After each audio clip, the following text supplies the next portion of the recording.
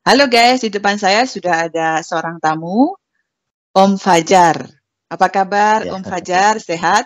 alhamdulillah sehat. Terima kasih sudah meluangkan Ya, waktunya untuk ikut podcast. Silakan ya Om Fajar sama-sama. silakan Om Fajar memperkenalkan diri terlebih dahulu. Ya, Assalamualaikum warahmatullahi wabarakatuh. Waalaikumsalam Eh, warahmatullahi wabarakatuh. Salam kerajaan, salam sejahtera bagi kita semua. Amin. Perkenalkan, saya Muhammad Fajar Firmansyah.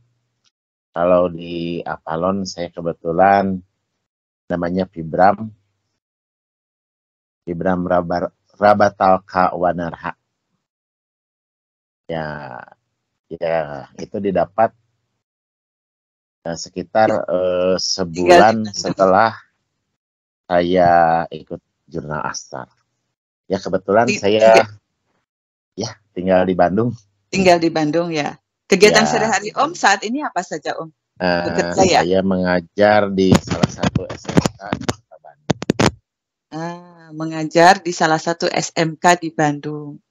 Mata pelajaran apa Om kalau boleh tahu? Saya kebetulan sekarang mengajar sejarah KN.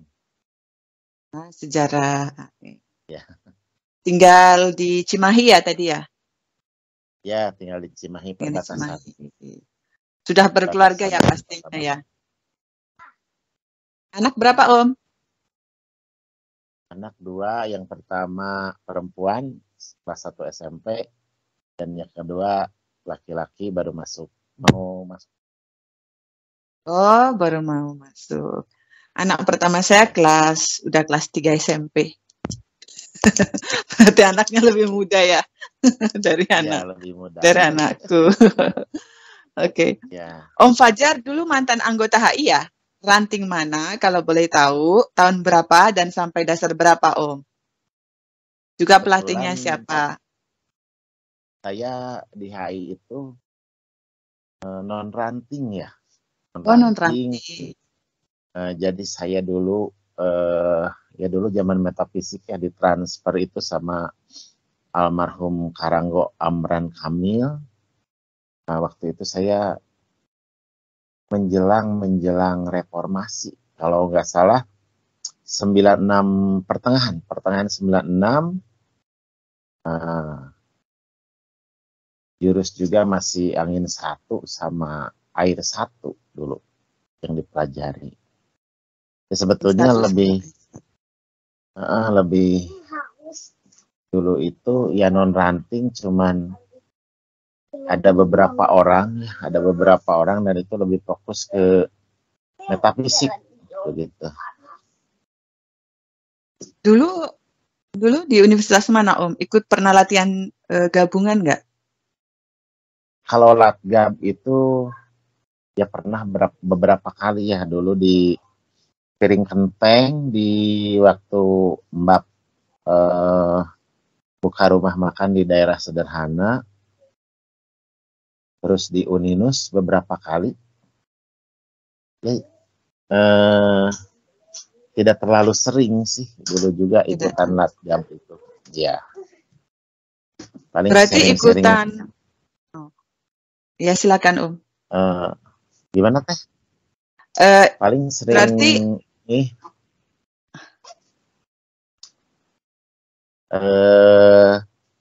seringnya sih saya konsultasi sama senior di daerah Kopo, itu juga latihan bareng beberapa kali. Dan ketika HI bermetamorfosis ke Lantera, saya kebetulan tidak mengikuti Lantera. Ya. Tapi sampai penghujung ya, sampai pergantian menjadi Lantera masih ikutan HI terus ya Om ya? Masih, bahkan kan terkadang saya juga sering sounding kepada beberapa rekan Lantera untuk ya berdiskusilah apakah ada ilmu baru atau trik baru gitu. Paling seperti itu Mbak. Om itu dulu pernah ikutan demo tahun 97 ya yang di Bandung yang seluruh ilmu HI di-on-kan. Bisa cerita sedikit Om? Kebetulan itu setelah 96 pertengahan. Itu tuh ya kebetulan waktu itu Kang Amran itu almarhum itu dibawa oleh kakak saya ke Majalengka. Kebetulan kan ibu dulu masih dinas di sana ya. Terus mengajak beberapa teman, sekitar 10 teman yang rumahnya berdekatan. Sudah itu ditransfer, diajari kebangkitan dulu ya. Dulu mulainya dari napas perut, merasakan napas perut, napas dada, napas diafragma, baru jurus angin 1, jurus air 1.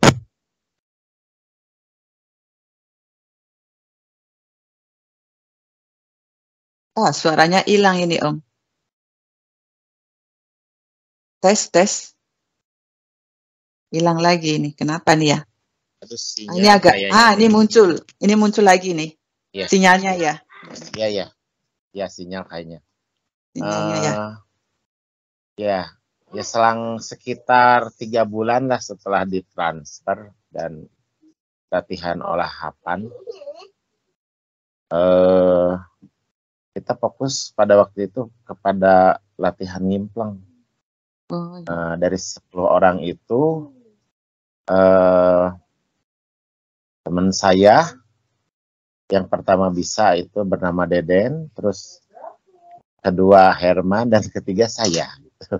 Wah, hebat. Jadi mulai itulah kita sering jalan-jalan secara astral, dan ada ya hal yang menarik begitu ya. Ketika saya sudah bisa astral dulu. Nanti saya tanyakan ini Om. Nanti saya tanyakan soal itu. Ini waktu ikut demo tahun 97, usia Om berapa saat itu? Saya kuliah tingkat 3 ya, sebelum KKN itu. Tingkat 3. Oh ya, berarti sekitar sama 8, ya? Iya. Sekitar 19 tahunan lah pertama. Ya, 19 tahun ketika saya mengenal HI itu. Oh iya. Berarti sama waktu itu juga di Jatinangor. Ada iring-iringan yang di belakang kita itu ada mobil udah siap dengan meriamnya tuh. Kita jalan. Ya. Itu. Sampai di pusat di Bandung. Akhirnya di situ orasinya di situ. Ya, di Gasibu waktu itu. Oh, masih ingat di Gasibu ya? Ya, itu ada hal yang menarik ya. Dan itu juga menjadi semacam apa ya? Ketika itu saya masih ingat di Radio OS pada waktu itu, ketika di Jakarta setelah peristiwa Semanggi atau apa yang mahasiswa ada yang ditembak, kan akhirnya mahasiswa itu udah mulai chaos kan di Jakarta. Nah, pada waktu itu Budiman Sujatmiko, saya masih ingat, datang ke Radio OS, wawancara di sana dan mengatakan, ini gimana mahasiswa Bandung kok belum bergerak, bantu kami. Dan ternyata setelah itu saya update terus mengenai reformasi itu, dan ternyata setelah rombongan mahasiswa dari Bandung itu datang ke Jakarta dan Bandung mulai juga memanas, ya seolah-olah seperti ada vibrasi yang menyebar ya ke seluruh Indonesia begitu. Semenjak Bandung bergerak, seluruh mahasiswa di Indonesia juga bergerak begitu. Iya. Ya, dan itu juga jadi bahan perenungan buat saya, kok kenapa ini ada apa itu di Bandung begitu. Saya kan betul juga interest terhadap sejarah ya. Dulu kenapa Soekarno juga dibesarkan di Bandung. Terus bahkan Raja Thailand juga, calon Raja Thailand pada waktu itu Pangeran Thailand juga kan sempat berkontemplasi di Curug Dago sebelum beliau menjadi Raja Thailand gitu. Jadi ada apa ini dengan Bandung begitu, sampai membuat rasa penasaran saya ya. Saya juga ini menjadi bahan diskusi bagi saya dengan tokoh-tokoh budaya, dan ketika saya bersentuhan dengan JI ini, oh ya ternyata jadi Bandung itu ya mengandung suatu energi yang sangat besar sekali begitu. Iya. Ini ngomong-ngomong Om. Punten Mbak, saya motong. Oke, Nah, oke, ini nggak apa-apa. gimana nih selama Mbak di Bandung, mengenai atmosfer Bandung itu yang Mbak rasakan gitu, jika dibandingkan dengan di daerah lain itu bagaimana? Aku merasanya sih nyaman dan sejuk dan seneng. Misalnya waktu pulang kuliah, liburan kan pulang kampung, ingin rasanya Iya, balik lagi ke Bandung, ingin cepat-cepat balik ke ya, Bandung, gitu. ya, Dulu terkenal agak, oh hati-hati banyak ilmu pelet atau apa gitu.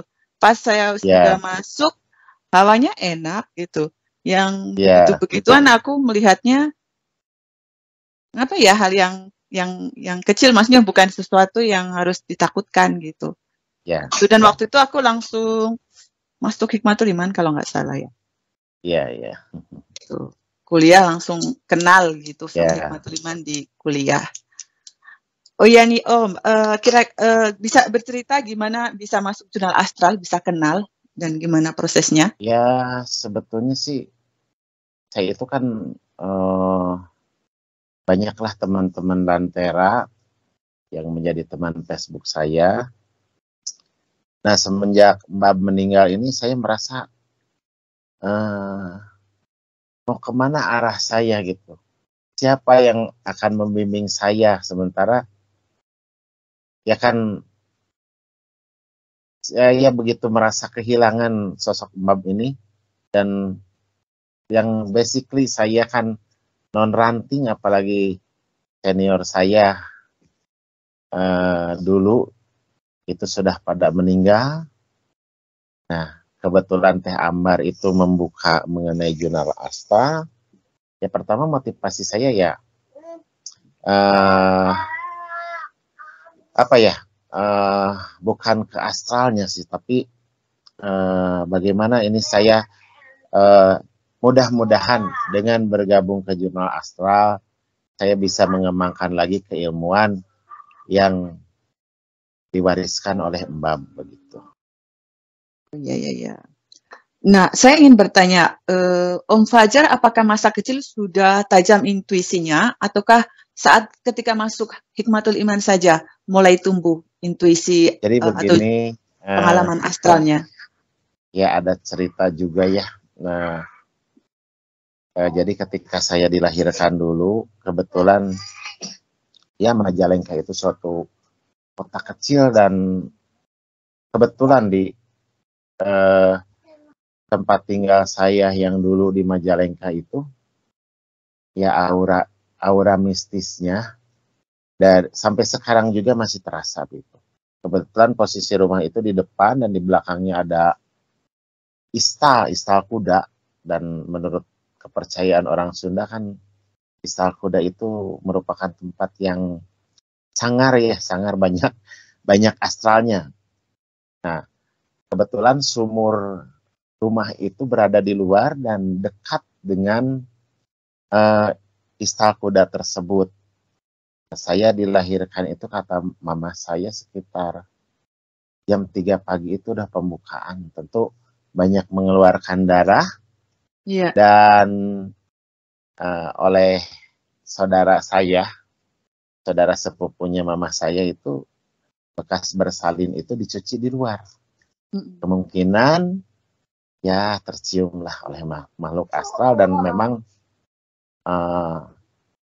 cerita bibi saya, cerita ibu saya, jadi rumah saya itu dikelilingi oleh kuntilanak pada waktu itu. Wow, Iya walah. betul, asli, asli Ada berapa? mengelilingi rumah saya.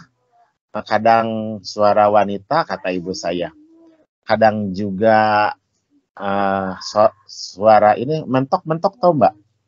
Mentok itu. Bebek? Iya, suara bebek mengelilingi, dan pada waktu itu buyut saya kebetulan ya ya punya ajian-ajian gitu ya. Diusirlah sama buyut saya pada waktu usia berapa ya saya? Usia kelas 3 lah mungkin. Jadi kalau semacam mengalami semacam dejavu begitu. Kalau diajak ke suatu tempat, pas datang tuh, oh kok ini tempat saya kayak pernah berkunjung gitu. Terus kalau mendengar lagu juga, lagu baru nih, kan dulu kan ada top chart ya di radio gitu. Iya, iya. Tangga nada 10 gitu atau apapun. Kalau ada lagu baru, itu kok ini lagu kayak pernah denger ya. Kapan? Padahal itu lagu baru begitu. Dan hal itu saya alami sampai saya kelas 2 SMA. Gitu. Terus juga terkadang kalau dari pergantian waktu nih, antara sore, kalau orang Sunda sarupna ya, terus di waktu subuh, terkadang siluet pohon itu kadang membentuk suatu entitas begitu. Kalau dari kejauhan kok mata saya bisa melihat kok ini membentuk suatu entitas, kadang menyeramkan begitu. Seperti itu. Dan saya itu sampai sekarang sih yang peka itu sebetulnya pendengaran saya. Oh, lewat suara Dulu gitu kan ya. pernah ngalamin nggak zaman intercom itu? Oh ya, ada intercom. Ya. Nah dulu kan intercom disambungkan dengan kabel ya, kabel tembaga. Iya, iya. Nah kan kadang kalau intercomnya di off, si kabelnya dicabut. Nah itu terkadang, kadang-kadang nih, tapi nggak bisa diprogram ya dulu, nggak bisa disengajain saya. Jadi orang yang ngobrol di intercom itu meskipun si kabel tidak disambungkan ke speaker, saya bisa mendengar begitu. Terakhir pendengaran saya peka itu di sekitar 2009. Itu suara-suara makhluk astral itu kadang-kadang bisa terdengar begitu. Cuman sekarang sudah enggak sih. Jadi udah peka sejak dari kecil ya, karena pas Ya, proses kelahirannya itu. Nah dulu juga waktu sampai kelas 3 SMA ini, saya itu sering dieueup-eueup apa enggak? Dieueup-eueup Iya, gitu, kayak tindihan ya. ya diganggu sama makhluk astral. Jadi di antara tidur dan enggak gitu. Kalau ada makhluk astral yang menghampiri secara energi, saya sudah bisa merasakan. Nah, pengalaman perjalanan astral pertama kali itu kapan, Om? Saat dengan Hikmatul Iman atau saat dengan Saat kenal dengan astral? Hikmatul Iman. Hikmatul Iman. Bagaimana, bisa diceritakan sedikit yang pertama kali? Ya, mula-mula ya sesuai SOP dulu di Hikmatul Iman, kan ada titik hitam gitu ya, tembus. Jadi tadinya titik hitam itu besar, kita tembus dan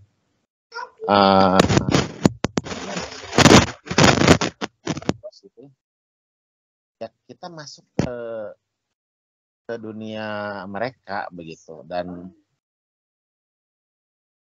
juga yang menarik itu kita bisa menembus ke dimensi langit pada waktu itu. Ya seperti itu. Dan setelah dari sana kita sama teman-teman pada waktu itu ya praktek terapi lah, nolong teman yang kena pelet, nolong katanya orang yang diguna-guna ya, sampai tarung secara astral juga, yaitu ya bisa dibilang sering lah. Oh, sudah sering. Ya, bahkan sampai begini kejadian dulu.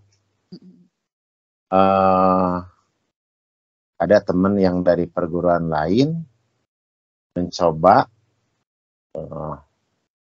sampai terpental, dan dia bilang ke gurunya, ya selang beberapa hari kita merasakan adanya serangan dan kita lawan, dan besoknya teman saya itu bilang, digimanain guru saya sampai tepar begitu. Seperti itulah. Dan ketika saya sudah keluarga pindah lagi ke Bandung, di sekitar lingkungan rumah itu, ya bisa dibilang ini rumah saya tengah-tengahnya. Di depan itu, kita itu dikelilingi orang-orang yang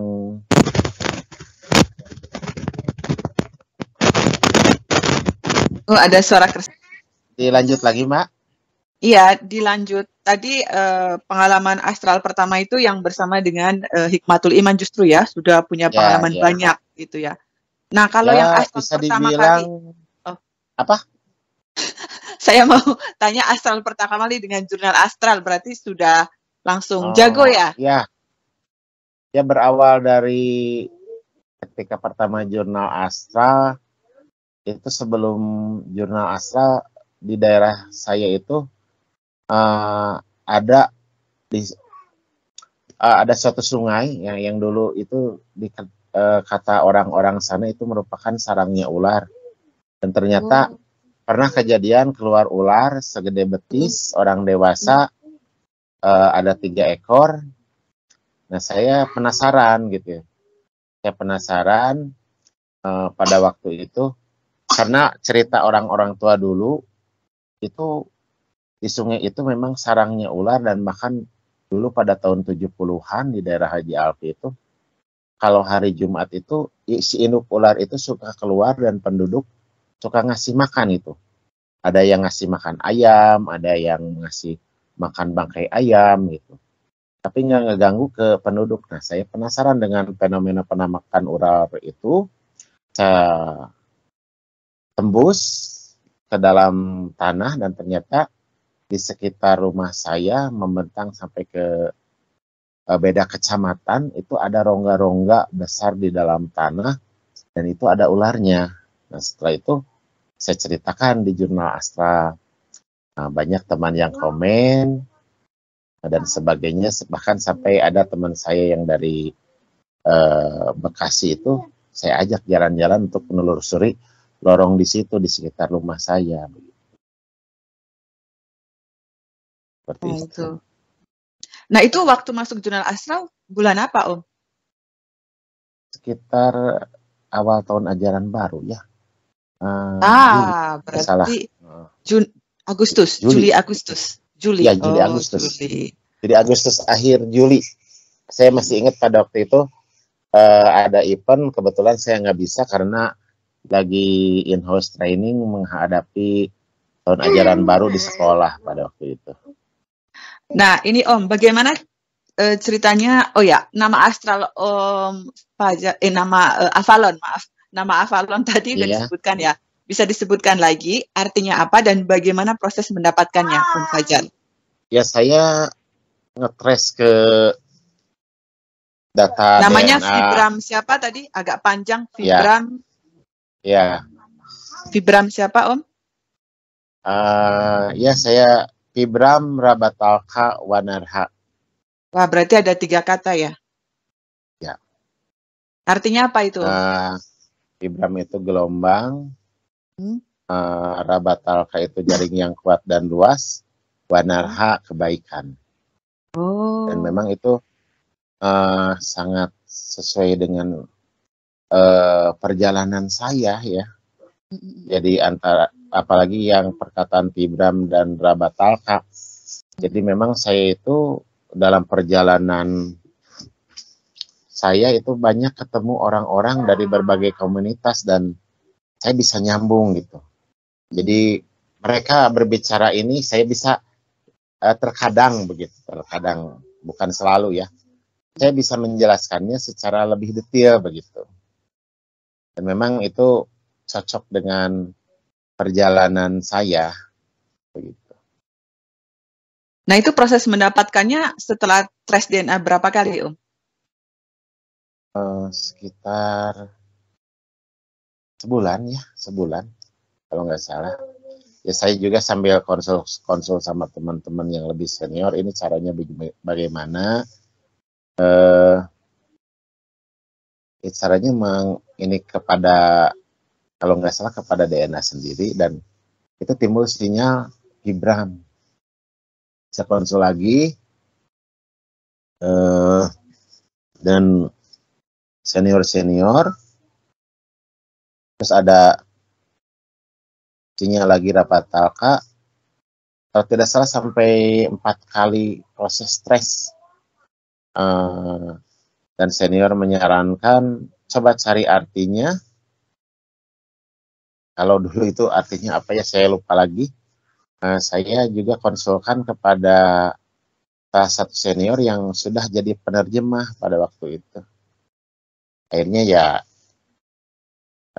diinikan, ini artinya arti pertama, kedua, ketiga, dan saya merasa cocok kepada dengan arti yang itu begitu. Nah itu pertama dulu menerima. belum Oh ada maaf. glosarium dulu. Oh dulu belum ada. Berarti baru ya. Belum ada. Baru glosarium. Iya. Oke. Nah itu waktu Ada mendapatkan sinyal glosarium. itu dari tulisan atau dari pendengaran Om? Tadi pendengarannya kuat kan ya? Dari pendengaran sama getaran di tubuh. Oh. Nah, Berarti dari pendengaran, vibram gitu ya? Nah ini juga yang kerasanya itu sama ketika saya meminta nama anak saya yang kedua kepada Mbab. Kan ada kebetulan teman Lantera dari Kuningan, daerah Kuningan yang dekat dengan Mbab. Saya minta tolong teman saya, tolong mintakan nama buat anak saya pada Mbab. Lalu kata Mbab meminta nama saya dan istri saya. Jadi ketika sebelum dikasih nama itu, terasa ada lejitan energi di tubuh yang terasa menggabungkan energi tubuh saya dengan energi anak saya.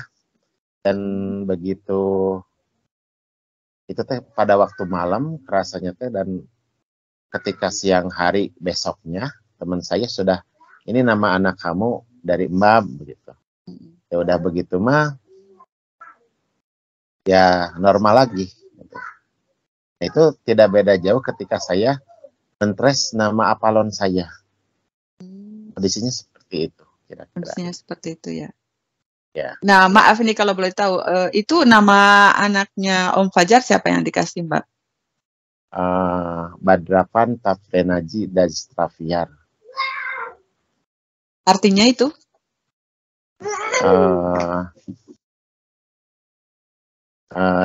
Pengetahuan yang luas, inspirasi umat. Oh, pengetahuan yang luas, inspirasi umat. Ini ya anaknya ya? Mau jadi inspirasi umat karena pengetahuannya luas. Imajinasinya ini banget ini. Jadi menggambar itu imajinasinya kadang-kadang kita gak ngajarin juga. Tadi nih gambar kereta itu sudah presisi begitu. Sesuai aslinya. Oke, ya. Iya, luar biasa. Nah, ini Om Fajar, perbedaannya di diri Om sebelum mengetahui nama Avalon dan setelahnya. Apakah ada bedanya enggak?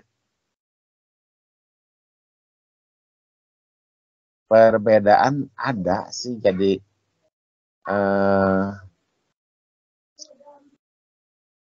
pada waktu pertama-tama memang kerasa, cuman kan karena saya kebetulan kuliah lagi, justru skripsi, jadi saya banyak ketinggalan ini jujur saja dengan rekan-rekan yang lain.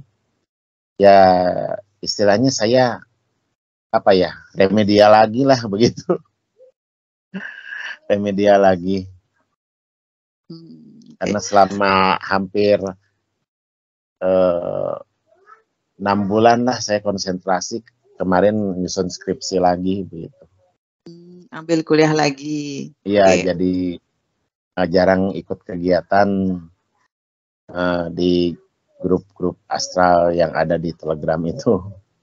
Nah, Om di jurnal, oh ya maaf nih Om, Om di jurnal astral masuk grup mana saja Om? Saya masuk PPJA, terus juga Meditera, kemarin pengenalan bidang, Meditera yang pengobatan. Ya. Yang kriteria itu apa Om? Grup apa itu? Ya grup ini kayak ya sama dengan grup-grup lain gitu. Fungsinya untuk apa ini? Kemarin itu kegiatan mengontrol dorpal di mana aja nih yang masih aktif, terus pendorongan magma dan sebagainya. Oh ya. Berarti yang hubungannya dengan alam ya, alam semesta. Nah, Om itu kan kemarin ada di grup yang kesepuh yang dikirim ke sepuh ya, Om Iya, ya. betul. Sepuh ilmu pengetahuan. Bagaimana awal ceritanya bergabung dan bisa bercerita bagaimana pengalaman kesepuh, prosedurnya juga, terus yang pengalaman paling mengesankan. Itu ada info di Kitera bahwa kita harus mendownload data dari sepuh, dan kebetulan saya itu pada waktu itu memilih hubungan komunal dan ilmu sosial. Nah, tiba-tiba oleh Falka Jena kalau nggak salah, saya dimasukkan ke tim 910. Yang paling mengesankan itu ya ternyata apa ya, kita dibanding sepuh itu, khususnya saya pribadi begitu, belum ada apa-apanya lah. Perjalanan baik astral maupun secara fisikal itu belum ada apa-apanya. Yang paling berkesan itu ketika mendownload salah satu sepuh, ternyata filenya itu 50 folder. Itu yang paling berkesan. Sekitar 50 folder, dari satu folder aja, ya kalau dirata-ratakan sekitar 30 file gitu. Bisa kebayang, dan sampai si sepuh itu juga, untung ketika itu kita udah pasang PLR ya, si sepuhnya itu sampai kelelahan juga ketika datanya kita download. Ya. Itu yang paling berkesan. PRL itu apa itu, Om ya? Proteksi. Ya, proteksi lah. Nah, itu Om sendiri bisa merasakan sepuhnya udah kelelahan ya. Kira-kira sudah tua ya, Om ya? Umur berapa? Masih muda lah, tidak beda jauh dengan saya. Ya sekitar 55 tahun, 58. Ya. Masih muda ya. Ya. Itu bidang apa itu, Om ya? Waktu itu.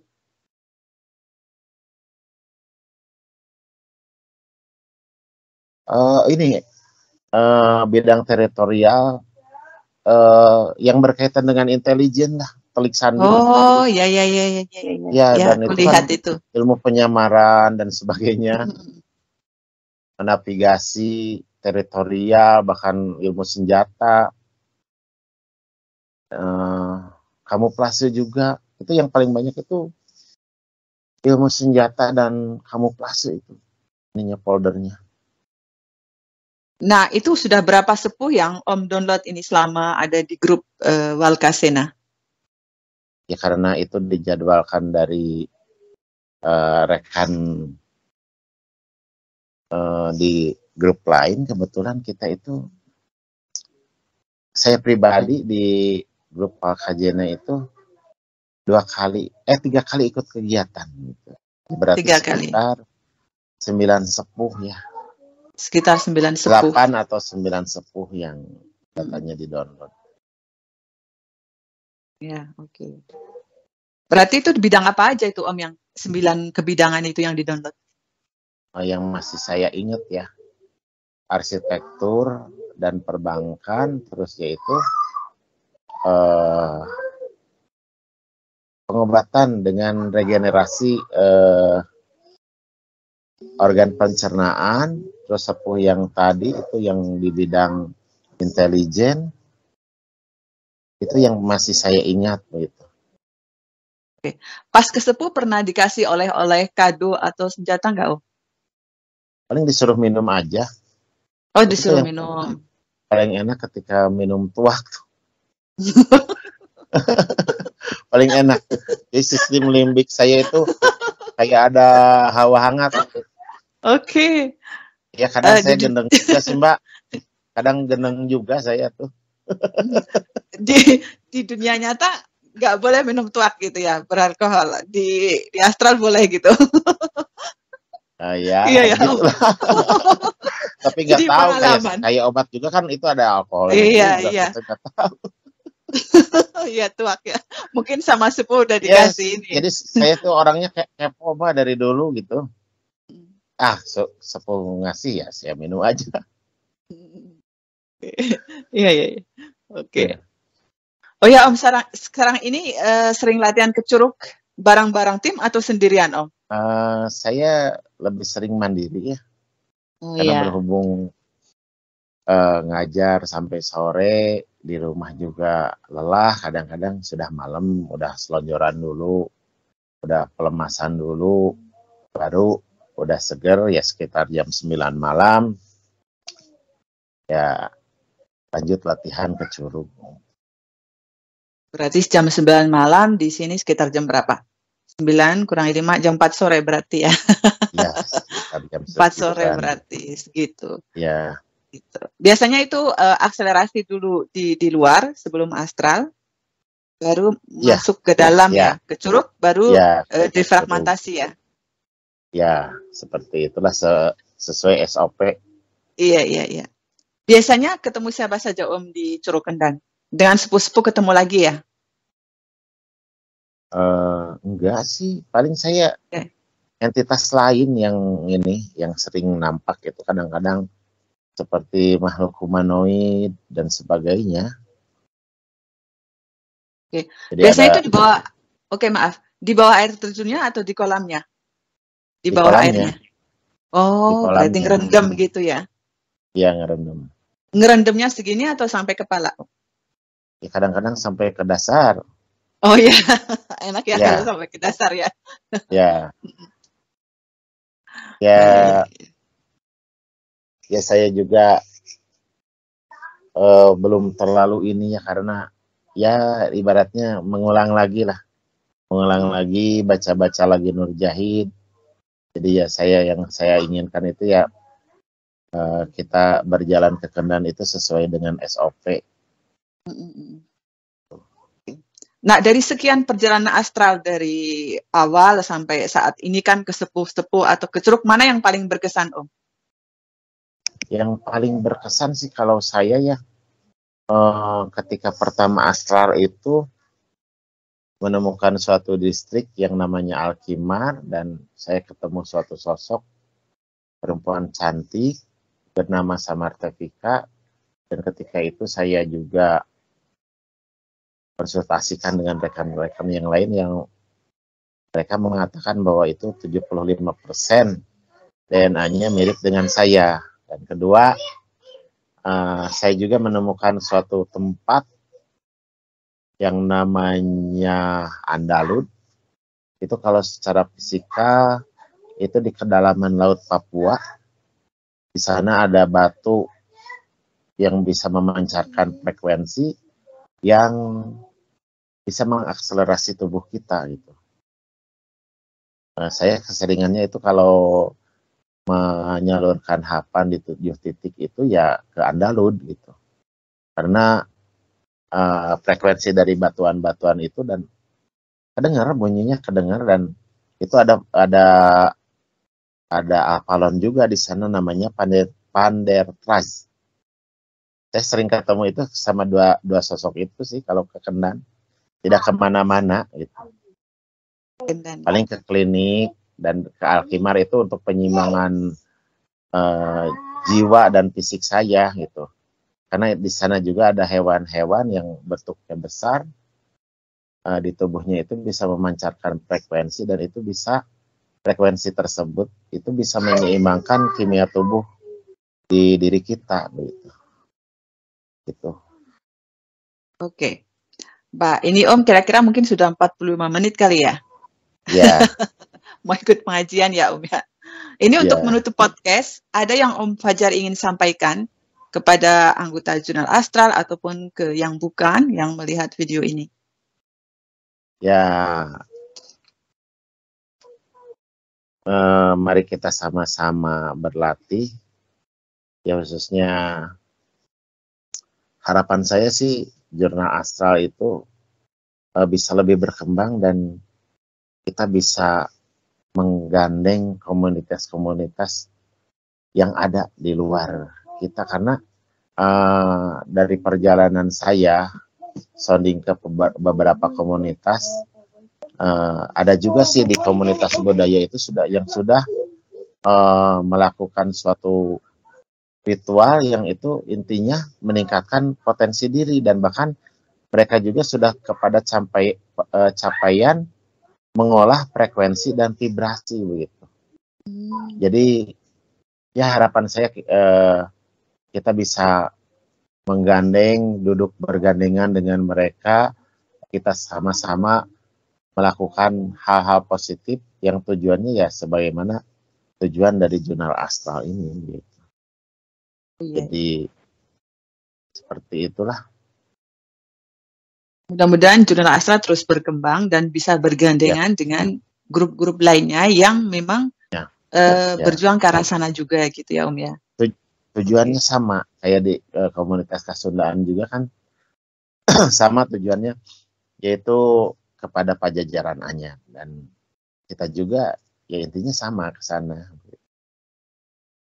Kesejajaran gitu ya. Ya, kesejajaran. Menggunakan potensi masing-masing untuk sejajar membangun tempat kita hidup gitu kali ya Om ya. Ya. Oke, terima kasih Om Fajar atas waktunya. Kita tutup podcast kita dengan selalu bermanfaat, selalu berpositif thinking, dan selalu happy, bahagia. Wassalam. Selalu bahagia. Ciao. Bye. Terima kasih ya Om ya.